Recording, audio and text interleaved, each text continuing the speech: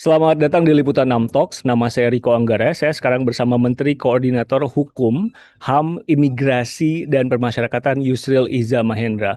Prof. Yusril dengan Riko, apa kabar? Baik, Alhamdulillah.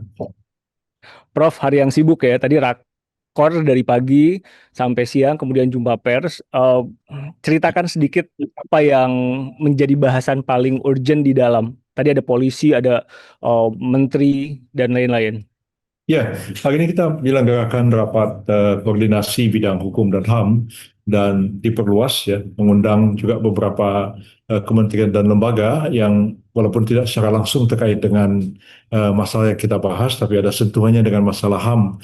Antara lain misalnya mengundang ibu yang menangani Kementerian Pelindungan Terhadap Perempuan dan Anak ya, juga kita undang karena dalam membahas isu-isu penting yang terjadi akibat aksi unjuk rasa dan kemudian penyampaian tuntutan dari rakyat kita kepada pemerintah dan DPR beberapa waktu yang lalu kita respon dan hari ini kita mengundang begitu banyak jajaran termasuk juga Wakapolri hadir, begitu juga dari Mabes TNI juga hadir, begitu juga dari kementerian dan lembaga yang lain, termasuk juga komisi-komisi negara seperti Komnas HAM, Komisi Perempuan, Komisi Pelindungan Anak, Lembaga Perlindungan Saksi dan Korban juga turut hadir dalam rapat yang diselenggarakan tadi.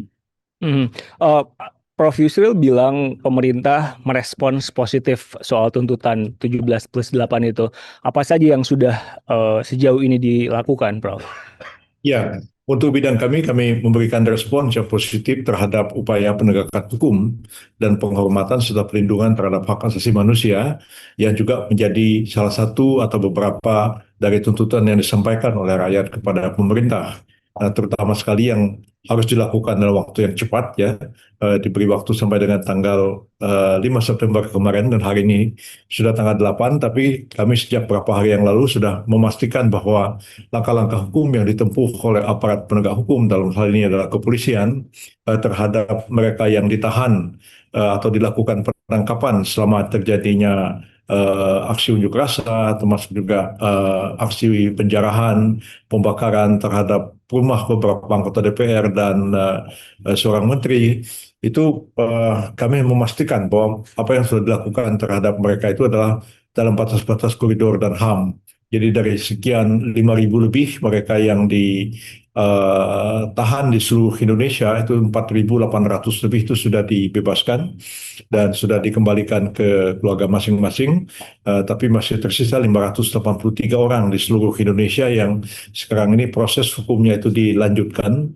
Belum tentu mereka ditetapkan sebagai, mereka mungkin sudah ditetapkan sebagai tersangka, tapi sedang dilakukan pendalaman. Mungkin dari jumlah 583 orang itu akan berkurang mereka-mereka yang mungkin tidak cukup bukti untuk diteruskan atau cukup bukti tapi ada pertimbangan lain, misalnya anak-anak yang masih di bawah usia 21 tahun, para pelajar, dan kemudian juga mahasiswa yang ikut demonstrasi itu, walaupun misalnya alat buktinya cukup, tapi kemungkinan akan dilakukan upaya restoratif justice kepada mereka ya. Untuk apa Hmm. kita menghukum anak-anak, menghukum mahasiswa ya, walaupun mereka mungkin dalam melakukan aksi unjuk rasa itu terlibat dalam kegiatan-kegiatan yang melanggar hukum, misalnya melakukan apa namanya kekerasan, misalnya melakukan perusakan dan lain-lain itu ada aspek-aspek pidananya. Harus kita Hmm. pahami bahwa kalau mereka itu demonstrasi, mereka menyampaikan tuntutan, menyampaikan aspirasi itu pemerintah tidak ganggu. Jadi apa yang diarahkan oleh Pak Presiden Prabowo beberapa waktu yang lalu, bahwa kita harus mengambil satu langkah hukum yang tegas. Langkah hukum yang tegas itu berarti bahwa mereka yang terbukti salah itu yang kita lanjutkan proses hukumnya. Sementara mereka yang melakukan aksi unjuk rasa secara damai itu kita lindungi hak-hak asasi yang mereka miliki. Seperti itu keadaannya. Prof, Presiden juga sempat bilang kejadian Agustus kemarin itu ada gejala tindakan melawan hukum yang mengarah ke makar dan terorisme. Dari 500 orang yang tadi masih berproses, 4.800 sudah bebas. Nah, dari 500 orang ini adakah mereka-mereka yang tersangkut atau menjadi dalang yang disebutkan oleh Presiden tadi? Ya, sampai sejauh ini sebetulnya belum ada. Jadi mereka itu ditahan sebagian besar karena melakukan pengerusakan, melakukan pencurian, melakukan pembakaran dan lain-lain sebagainya. Dan selama ini pasal yang terkait dengan tindak pidana inilah yang dikenakan kepada mereka. Jadi belum ada mereka itu kemudian dikaitkan dengan pasal-pasal makar di dalam KUHP yang masih berlaku sekarang, apalagi dikaitkan dengan ketentuan-ketentuan tentang Perpu terorisme yang telah disahkan menjadi undang-undang pada tahun 2002. Pak Presiden itu benar, beliau mengatakan bahwa aksi-aksi unjuk rasa belakangan ini mengarah kepada beliau, mengarah ya, ada kata-kata mengarah kepada tindakan anarkisme, mengarah kepada makar, mengarah kepada terorisme. Tapi kan mengarah, jadi mengarah itu Hmm. ada indikasi-indikasi ke arah sana, tapi belum sampai dapat dikualifikasikan sebagai satu tindakan anarkis, tindakan makar, dan tindakan terorisme. Karena itu penyidik itu tidak menggunakan pasal-pasal dengan makar dan tidak menggunakan undang-undang tentang pemberantasan tindak pidana terorisme dalam melakukan penyelidikan dan penyidikan terhadap semua mereka yang ditahan ini. Jadi masyarakat tidak usah khawatir, Pak Presiden itu betul apa yang beliau katakan. Jadi harus diingat bahwa apa yang diucapkan Pak Presiden itu adalah warning, peringatan kepada kita semua. Ya, Anda kalau mau melakukan demonstrasi, unjuk rasa, mengungkapkan apa yang menjadi aspirasi Anda, silahkan. Pemerintah jamin, pemerintah lindungi. Kalau perlu polisi kawal Anda melakukan demonstrasi seperti itu. Tapi dari pengamatan Presiden itu sudah ada mengarah kepada apa tindakan makar ya. Ya misalnya ada teriakan-teriakan misalnya DPR supaya dibubarkan. Kalau orang menyampaikan tuntutan bahwa bubarkan DPR, ya itu hak dia untuk bicara seperti itu. Tapi kalau misalnya arahnya itu adalah betul-betul misalnya melakukan sabotase, membubarkan DPR, nah itu sudah mengarah kepada tindakan makar. Jadi Pak Presiden itu hanya mengatakan bisa mengarah kepada makar, tapi belum sampai ke tingkat makar dan tingkat terorisme itu sendiri. Tapi ada penyelidikan lanjutan ke arah sana, Prof. Sejauh ini tidak ada. Oke, sejauh ini belum ada. Jadi yang 500 itu tadi pasalnya bukan pasal-pasal yang tadi ya, tapi mereka Nah, pasal-pasal yang berhubungan dengan perusakan dan lain-lain. ya Eh, itu kayaknya pasal kalau tindak pidana biasa. hmm, yang sekarang awam bahas kan gini, kan ada yang demo menyuarakan aspirasinya, tapi Hmm. juga ada yang anarkistis. Ada Ya, juga yang merusak. Itu kan clear harus dibedakan ya, yang merusak dan ya. juga yang benar-benar menyuarakan aspirasinya. Nah, untuk yang merusak ini, mereka bertindak sendiri-sendiri atau memang ada yang mengorganisir, Prof? Ya, sementara ini sedang didalami hal itu. Sementara ini kan yang ditangkap itu adalah person-person, orang-orang. Dan sekarang dari pemeriksaan itu kan nanti akan terurai. Ya, siapa yang adakah pihak yang misalnya mendalangi kegiatan ini? Adakah pihak-pihak yang mendanai kegiatan ini? Adakah pihak-pihak yang bertindak sebagai provokator yang memprovokasi kegiatan-kegiatan ini? Ya, tadi saat Prof Yusril menjelaskan sinyalnya jelek. Jadi Prof Yusril agak nge-freeze di sambungannya. Boleh mohon maaf izin diulangi, Prof. Tadi saya hanya mendengar part bagian saat eh, kemungkinan mereka ini berjalan sendiri-sendiri, tapi nah tadi keputus, Prof. Sorry. Ya, oh itu artinya kalau ditanyakan apakah ini merupakan tindakan individual di lapangan melakukan perusakan, penjarahan, pembakaran, ataukah ini satu tindakan terorganisir? Ada dalangnya, ada yang menggerakkan, ya, ada yang mendanai, ada yang memprovokasi atau tidak. Nah, itu sedang eh, kepolisian. Jadi sementara ini yang dilakukan penyidikan dan penyelidikan adalah terhadap pelaku-pelaku di lapangan. Memang ada yang disangka itu melakukan penghasutan. Nah itu lebih lebih mudah pembuktiannya karena kalau mereka memegang handphone, mereka mempunyai akun, mereka mempunyai macam-macam apa namanya media sosial, dan kalau di situ mereka memposting apa namanya hasutan-hasutan kepada masyarakat, itu sebenarnya sudah cukup alasan polisi itu untuk menetapkan mereka sebagai tersangka, sebagai tindak pidana penghasutan atau dalam bahasa sehari-hari jadi provokator. Memang sering ada pertanyaan di masyarakat, ya apa namanya harus dibuktikan dong bahwa orang itu melakukan aksi pembakaran misalnya karena penghasutan dari orang ini. Memang kita belum tentu juga bahwa ada tindakan penghasutan, ada orang yang melakukan di lapangan. Tapi harus dibedakan sebenarnya dalam hukum pidana kita, yaitu mereka delik penghasutan itu adalah delik formil. Delik formil itu tidak selalu akibat harus terjadi, karena penghasutan itu sendiri sudah melakukan kejahatan, merupakan satu kejahatan. Jadi agak berbeda dengan delik material. Misalnya saya mau mencuri sama rumah si A begitu. Saya udah jalan bawa linggis mau bawa rumah yang bersangkutan sampai depan rumahnya, nggak jadi ya.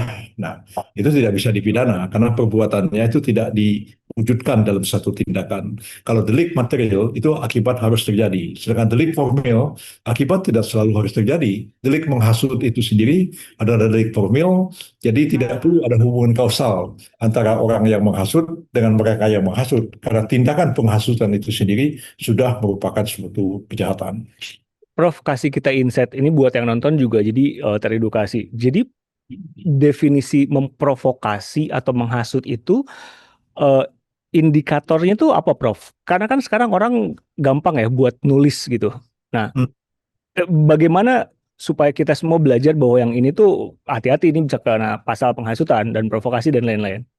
Ya, misalnya begini, ada aksi unjuk rasa sedang berlangsung, atau ada persiapan aksi unjuk rasa. Terus ada orang, misalnya dia menggunakan Facebook, atau dia menggunakan X atau Twitter dulunya. Dia mengatakan, nih sebentar lagi ada demo, ya. Lu semua rame-rame, lu datang ke rumah pejabat ini, alamatnya ini, nama ini. Lu bakar rumahnya, ya. Dia pengkhianat, dia penjahat. Ya, itu provokasi. Nah, jadi kalaupun tidak ada yang membakar rumah pejabat yang ditunjuk, ya, tindakan penghasutan itu sendiri sudah merupakan satu tindak pidana. Nah, jadi agak beda. Misalnya orang itu berniat dia mau membunuh orang. Nah, udah disiapin nih pisau bawa apa, ditunggu tuh orang tuh lewat. Begitu tuh orang lewat, nggak jadi ya. Nah, itu orang itu nggak bisa dipidana karena baru niat, belum ada perbuatan konkret dari niatnya itu. Tapi menghasut itu tidak perlu ada akibat. Menghasut itu sendiri sudah merupakan kejahatan. Karena itu tidak bisa harus dibuktikan ada hubungan kausal. Orang yang membakar rumah itu karena dia hasut atau karena faktor lain. Itu nggak perlu dibuktikan hubungan kausalnya satu dengan yang lain. Jadi kira-kira seperti itu. Oke, yang juga sempat disinggung, Prof, adalah soal bagaimana aparat ini bertindak sesuai SOP. Kita sudah melihat yang salah ditindak, diberhentikan, bahkan tadi Prof Yusril juga bilang penabrak ojol itu bisa jadi kena pidananya berlanjut. Nah, Ya, bagaimana ke depannya pemerintah memastikan bahwa aparat itu bertindak sesuai SOP? Demonstrasi itu kan akan selalu ada, Prof.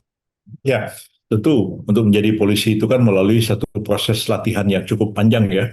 Nggak sekonyong-konyong aja orang jadi polisi begitu. Dan dia itu sudah diajari di lapangan sampai batas mana dia dapat bertindak sesuai dengan standar operasi prosedur kepolisian. Kami juga khususnya dari Kementerian HAM itu juga sudah memberikan satu edukasi kepada polisi. Anda bisa bertindak sampai sini. Kalau lewat sini Anda melanggar HAM. Nah, dan sebagainya dan sebagainya. Tapi kan bagaimanapun juga mereka ini kan manusia, ya. Di lapangan itu bisa banyak hal terjadi. Mungkin polisi itu juga dilemparin batu, polisi itu lama-lama kesel, polisi dicaci maki, polisi yang dikata-katain, lama-lama polisinya emosi, terus dia bertindak. Nah, katakanlah misalnya dia nembak orang, misalnya. Atau seperti itu, dia dihadapkan pada kerumunan, tak lagi apa dia pada saat itu, lalu kemudian dia kendarai mobilnya itu sehingga menabrak orang.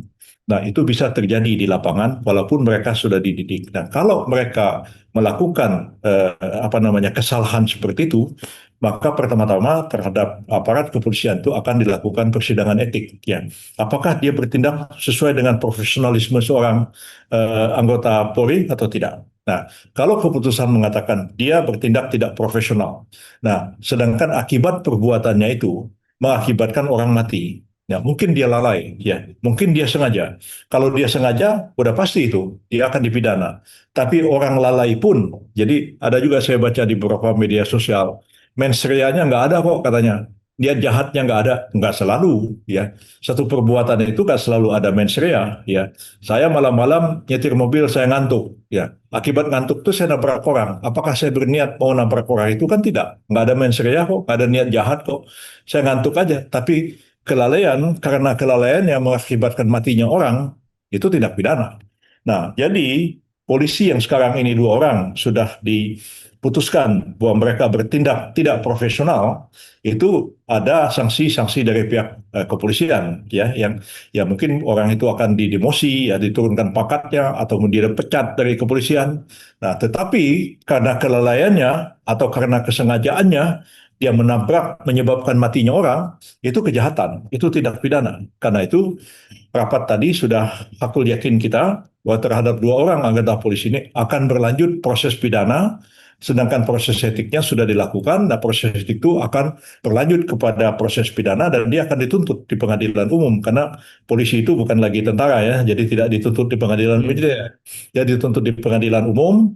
Ya, saya belum tahu apakah dia itu dituntut karena akibat kelalaiannya menyebabkan matinya orang atau karena kesengajaan atau tidak sengaja, mungkin saja dia ada faktor-faktor tertentu, ya, sehingga dia nabrak orang itu. Ya, faktor apa kita nggak tahu, apakah dia mabok atau bagaimana, ataukah dia ngantuk atau apa. Nah, itu nanti tergantung hasil penyidikan oleh Barreskrim dan kemudian juga bagaimana dakwaan dari jaksa nanti di pengadilan. Prof, yang juga menjadi bahasan dalam tuntutan 17+8 adalah soal reformasi kepemimpinan dan sistem di kepolisian agar profesional dan humanis. Nah, Prof Yusril melihat kejadian-kejadian tadi yang Prof sebutkan soal dua orang polisi itu, ini memang dua orang itu saja, atau memang ada masalah yang lebih besar seperti yang dituntut tadi, sistem? Ya, kalau kita bicara sistem kan memang mau tidak mau reformasi harus dilakukan pada sistem itu sendiri. Dan saya termasuk orang yang dulu terlibat dalam proses reformasi kepolisian itu sendiri. Jadi sebelum dilakukan pembahasan terhadap Undang-Undang TNI, bahkan sebelum saya jadi menteri tahun 99, itu saya berapa kali diminta oleh Mabes Polri masukan.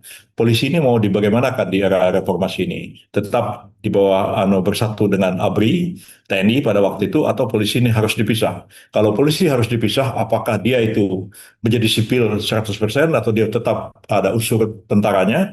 Atau kalau polisi itu dipisahkan, di mana diletakkan? Di bawah kementerian siapa? Kementerian Dalam Negeri, Kementerian Hukum HAM, ataukah langsung di bawah Presiden? Saya terlibat membahas masalah ini pada waktu itu Pak Faruk, kalau nggak salah, diperintahkan oleh Kapolri untuk mendiskusikan masalah itu dengan saya dan kebetulan ketika saya menjadi Menteri Kehakiman maka saya ditunjuk mewakili Presiden untuk membahas RUU kepolisian itu yang sekarang ini masih berlaku di DPR. Jadi pada waktu itu keputusan kita adalah adanya pemisahan antara TNI Polri. TNI Polri itu langsung di bawah Presiden. Polri itu adalah sipil dan bukan lagi ya polisi, dan itu berdampak juga kepada perubahan kurikulum pendidikan di Akpol yang dulunya itu kan itu bagian daripada Mhm. seperti mendidik tentara juga. Itu masih ada tentu alumni-alumni yang lama, ya, masih akabri kepolisian, tapi yang muda-muda sekarang ini sudah hasil pendidikan dari Akpol. Dan begitu juga sekolah Bintara, sekolah Perwira, itu pendidikannya sudah jauh berbeda dengan ketika polisi itu masih berada dalam apa namanya bagian daripada TNI pada waktu itu. Tapi seperti Mhm. kita ketahui bahwa proses reformasi kepolisian itu kan bukan sesuatu yang sekali selesai, dan itu proses pembaharuan, proses juga perubahan itu memang terus-menerus harus dilakukan. Jadi pemerintah menyadari hal itu dan saya kira pihak kepolisian pun sadar hal itu bahwa perlu dilakukan apa namanya peningkatan, pembenahan profesionalitas dari Polri itu sendiri, dan memang tentu pendekatannya adalah polisi sipil yang berwajah sipil, yang humanis, yang menghormati HAM dan menjalankan tugasnya itu adalah betul-betul menjaga keamanan dan ketertiban, Mhm. dan tugasnya adalah menegakkan hukum. Seperti itu. Kenapa diksi sistem itu jadi masuk ke dalam tuntutan? Karena mungkin bukan hanya sekali dua kali ya, Prof ya, eh, Ya, antara harap kekerasan ini. ya, antara harapan dengan kenyataan itu kan pasti akan ada jurang dan kita berusaha Mhm. untuk dekatkan jurang itu.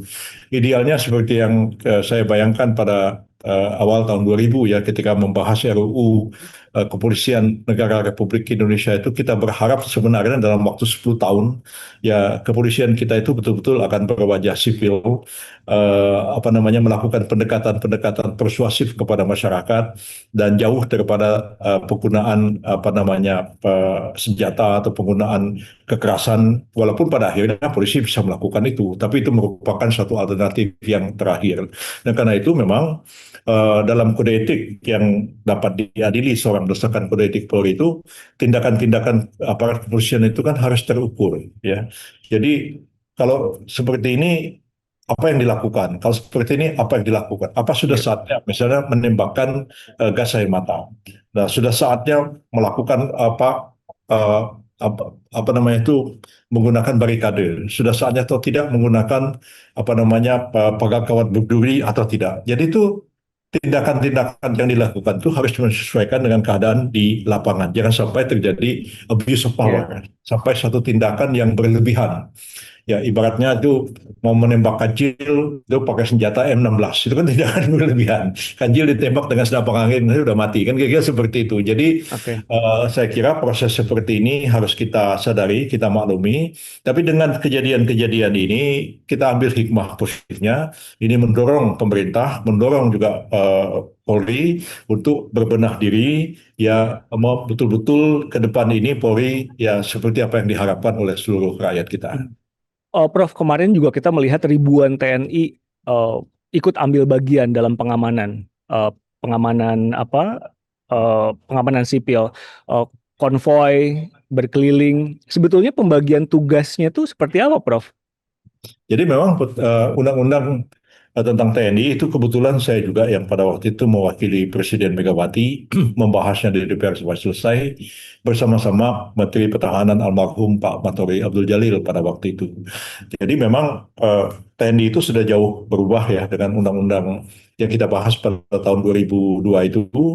TNI itu kan lebih fokus kepada penanganan terhadap ancaman yang datang dari luar, tapi juga ancaman dari dalam seperti apa namanya gerakan Spartanisme, pemberontakan dan lain-lain. Tapi terhadap pengamanan ketertiban dan keamanan sosial sipil itu menjadi tugas dari pihak kepolisian. Hanya ada di pasal tertentu di dalam undang-undang TNI maupun dalam undang kepolisian bahwa dalam keadaan-keadaan tertentu itu polisi itu dapat meminta bantuan kepada TNI, dan ketika permintaan bantuannya itu disesuaikan dengan keperluan yang ada di lapangan. Dan ketika diperbantukan, maka komandonya itu tidak dipegang oleh TNI, ya komandonya itu dipegang oleh polisi. Jadi istilah itu di BKO. Jadi Karena bantu. Oke. ya, di bawah komando operasi kepolisian. Jadi komandonya itu tidak oleh Panglima TNI atau oleh Kasat atau oleh Kasum TNI gitu, enggak. Tapi komandonya itu atau oleh Pangdam tidak, tapi komandonya itu misalnya ditempatkan di DKI, itu komandonya ada pada Kapolda. Jadi polisi itu akan melaksanakan apa yang diminta oleh polisi. Jadi sifatnya itu TNI itu melakukan perbantuan kepada polisi dalam menangani persoalan-persoalan keamanan, mungkin karena keterbatasan-keterbatasan tertentu. Jadi kita tahu bahwa polisi itu kan tidak terlalu mobile ya. Polisi itu kan ada di Polda, ada di Polres, ada di Polsek begitu. Tapi kan tidak mobile begitu. Yang mobile barangkali BRIMOB yang karena memang dilengkapi dengan peralatan-peralatan kendaraan untuk itu. Sehingga kadang-kadang gerak dari terbatas begitu. Dan karena itu, ya selain daripada patroli, kalau patroli kan terbatas juga menghadapi demonstrasi 10.000 orang kan tidak mudah menghadapi hal seperti itu. Jadi karena itu berdasarkan undang-undang polisi itu boleh meminta bantuan kepada TNI, dan itu juga Oke. yang sekarang ini terjadi ya. Kenapa saya tanya itu, Prof? Karena itu mengemuka kan, mengemuka bahkan di satu tuntutan ada tarik TNI dan kembali ke barak. Walaupun Pak Presiden juga kemarin sempat bilang sih menarik dari pengamanan sipil itu debatable gitu kan. Tapi pertanyaan berikutnya adalah itu nggak akan, itu bukan SOP yang akan berlangsung setiap ada demo kemudian tentara datang kan, Prof? Oh enggak. Itu sesuai dengan kebutuhan saja. Ini kan sesuai dengan undang-undang TNI yang baru. Beda dengan tahun 98. Tahun 98 itu saya tahu persis karena saya ikut terlibat dalam menangani berbagai peristiwa tahun 1998 itu masih di bawah Presiden Soeharto pada waktu itu. Hmm. Pada waktu itu tuh memang di Jakarta ini setahu saya itu ada 150.000 tentara ditarik dari daerah-daerah. Semua Kopassus yang ada di Makassar, yang ada di Delanggu, yang ada di Banten, Kopassus itu semua ditarik ke Jakarta.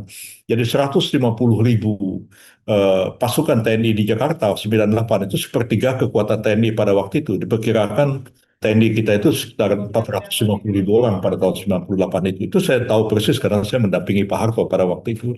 Nah, sekarang ini kan jauh lah Hmm. dibandingkan dengan tahun 98 Iya, ya. iya, iya. Jadi Karena ada pertanyaan berikutnya, ya, Prof, jadi kayak eh, apa indikator kemudian menurunkan dan juga meminta bantuan dari tentara gitu kan? Karena kalau kita lihat polisi juga harusnya kan secara sistem, secara pilihan-pilihan mampu untuk mengendalikan situasi idealnya ya.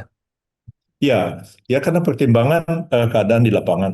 Saya mungkin tidak bisa ngomong lebih detail apa pertimbangan-pertimbangan dari pihak kepolisian, tapi pihak kepolisian memang merasa mungkin personilnya juga tidak cukup seperti Anda ketahui bahwa Hmm, jadinya unjuk rasa ini kan merata di seluruh Indonesia kan. Yang nggak terjadi cuma di Aceh aja setahu. Aceh, Bangka Belitung itu nggak terjadi. hmm, Kepulauan Riau. Tapi dari Sumatera Utara sampai ke Makassar, sampai ke Ambon, kalau nggak salah juga terjadi aksi-aksi unjuk rasa seperti itu, sehingga polisi itu kan harus menangani apa namanya aksi unjuk rasa yang lokal di tempatnya mereka, sehingga ya. personel polisi yang ada di Jakarta ini tidak cukup menghadapi itu dan karena itu Pak apa namanya polisi meminta bantuan kepada TNI untuk membantu tugas-tugas kepolisian dalam menghadapi aksi-aksi unjuk rasa ini. Prof, tadi saat doorstop, Prof Yusril juga sempat menjelaskan soal RUU perampasan aset yang juga ada di tuntutan 17+8. Tadi Prof bilang, jadi inisiatifnya itu sekarang diambil alih oleh DPR ya, Prof? Ada kemungkinan besar begitu dan Nah, saya mendengar juga dari beberapa kawan di anggota DPR bahwa kan begini statusnya ini kan RUU-nya itu kan sudah diajukan zamannya Pak Jokowi kan tahun hmm, 2023 dan ketika terjadi pergantian presiden ini kan undang RUU yang sudah diajukan tapi belum dibahas itu kan bisa ada dua kemungkinan dia ditarik oleh pemerintah atau memang pembahasannya itu diserahkan lagi ini mau diapain itu mesti dirundingkan kembali dan sekarang ini Pak Supratman sudah berunding dengan DPR memasukkan kembali ini ke dalam prolegnas dan itu sudah disepakati. Jadi itu akan dibahas 2025-2026 sekarang ini. Nah, timbul pertanyaan, inisiatifnya ini akan dari siapa? Apakah kembali dari pemerintah? Apakah RUU yang sudah ada atau diperbaiki? Atau DPR mengajukan RUU? Nah, saya mendengar bahwa DPR akan melakukan mengajukan RUU dan jadi RUU-nya akan menjadi inisiatif DPR. Nah, begini bagi rekan-rekan mahasiswa supaya memahami bahwa proses pengajukan RUU itu kalau dari DPR itu akan jauh lebih cepat dibandingkan prosesnya itu dari pemerintah ya karena pemerintah itu koordinasinya itu berlapis-lapis ya melibatkan begitu banyak instansi yang berkepentingan dengan hal itu atau berkaitan dengan hal itu sementara DPR itu cukup diajukan dan dibahas di balik ya wakil-wakil fraksi di situ lebih cepat prosesnya hmm, apalagi mengajukan DIM ya kalau DPR itu mengajukan DIM ya itu pemerintah lebih cepat menanggapinya karena pemerintah satu tapi kalau pemerintah mengajukan diserahkan kepada DPR itu menunggu DIM dari semua fraksi yang ada jadi pembahasan akan lebih lama jadi saya kira kalau ini diambil alih oleh DPR itu harapan rakyat supaya pembahasan RUU perampasan aset itu lebih cepat, saya kira itu akan terjadi. Jadi kita lihat dari sisi positifnya saja dan karena ini akan diambil alih oleh DPR, maka kita menunggu kapan DPR menyelesaikan RUU-nya itu. Ya, bahwa di DPR itu kemudian ada suara-suara mengatakan, oh kita akan bahas nanti setelah selesai KUHAP. Nah itu saya nggak bisa hmm, berkomentar apa-apa. Barangkali teman-teman adik-adik mahasiswa bisa tanya kepada pimpinan DPR, apa betul bahwa pembahasan RUU perampasan aset itu harus menunggu selesainya RUU KUHAP ya. Karena alasan mereka mengatakan bahwa RUU perampasan aset itu kan bukan hukum material, itu kan hukum acara, hukum formil. Dan ini hukum formil yang khusus ya. Sedangkan pembahasan yang khusus itu baru bisa dilakukan kalau hukum acara formil yang umum sudah selesai. Yang umum itu kan KUHAP. Ini kan hukum acara khusus. Nah, itu alasannya DPR. Tapi bagaimana detailnya? Ya, jangan ditanya saya. Saya kan pemerintah. Dia harus nah, ditanya kepada tapi DPR. ya, Prof, posisi pemerintah kan udah clear ya. Pak Prabowo juga bilang, ayo bahas, ayo bahas. Nah, tapi Ya, gini. apakah pemerintah, DPR, dan juga rakyat punya kesamaan pemikiran soal RUU perampasan aset ini? Maksud saya adalah apakah kita sama on the same page bahwa ini tuh urgent, jadi buru-buru gitu? Karena pertanyaan gampangnya, ini lama banget. Ya, ini kan kita apa namanya, kembalikan kepada prolegnas ya. Prolegnas itulah yang akan memutuskan RUU mana yang akan dibahas berdasarkan skala prioritas dan nomor urutnya lah kira-kira begitu. Hmm. Dan sekarang ini Pak Supratman sudah masukkan itu ke dalam prolegnas dan tentu akan segera dibahas. Tinggal menunggu siapa yang akan mengajukan ini. Jadi supaya juga dipahami oleh seluruh masyarakat bahwa menyiapkan sebuah rancangan undang-undang itu butuh waktu ya, butuh waktu dan tidak secepat seperti yang kita harapkan ya, karena memang ya malumlah pemerintah pun walaupun satu itu pun kadang-kadang juga beda-beda pendapatnya banyak juga internal Hmm. pemerintah itu ya, mungkin kita antara kementerian itu kementerian ini lembaga itu bisa beda-beda pendapat juga. Nah, dan di samping itu perlu persetujuan dengan Dewan Perwakilan Rakyat dan DPR juga kan perlu waktu membahas ini. Jadi memang seperti itulah pembahasan dari RUU perampasan aset ini. Saya kira kita bersabar ya, akan nanti pada akhirnya akan dibahas dan kalau sudah dibahas nanti akan selesai juga pembahasan. Kita tunggu aja. Prof, kasih kita insight dong, dengan adanya undang-undang perampasan aset ini, pemerintah tentu optimistis ini bisa mengembalikan apa gap kerugian negara karena korupsi. Kasih yang nonton kita sekarang ini insight. Jadi ketika ada undang-undang perampasan aset, itu cara main dan cara kerjanya seperti apa? Saya belum tahu detail-detailnya ya, karena memang RUU-nya baru yang ada itu rancangan undang-undang, jadi belum Hmm. undangnya. Sebenarnya kalau kita lihat itu sudah ada UN Convention Against Corruption yang saya yang tanda tangan itu dulu di Bakas PBB pada tahun 2000 tidak salah, dan sudah diratifikasi oleh eh, pemerintah kita pada tahun 2006, pas pada waktu itu saya menjadi Menteri Sekretaris Negara. Tapi waktu saya tanda tangan konvensi itu di Markas Besar PBB di New York, waktu itu saya sebagai. Jadi sebenarnya ini sudah terlambat ya, karena amanat dari undang-undang ratifikasi dari UN Convention Against Corruption itu sudah diratifikasi, maka semua perundang-undangan nasional itu sudah harus menyesuaikan diri dengan UN Convention Against Corruption itu. Nah, jadi masalah aset ini sebenarnya istilah yang dipakai oleh UN Convention Against Corruption itu aset recovery. Jadi pengembalian dari apa namanya aset yang diambil atau dicuri lah atau dikorup oleh tindak pidana korupsi itu harus segera dikembalikan kepada negara. Jadi istilahnya itu asset recovery. Nah, mengapa kemarin itu RUU-nya kemudian memaknai aset recovery itu sebagai perampasan aset? Nah, itu yang kita mesti diskusi dan kita dalami bersama. Oleh karena hukum pidana kita sekarang ini kan mengenal ada yang namanya penyitaan, ada namanya perampasan. Nah, kalau penyitaan itu kan di depan.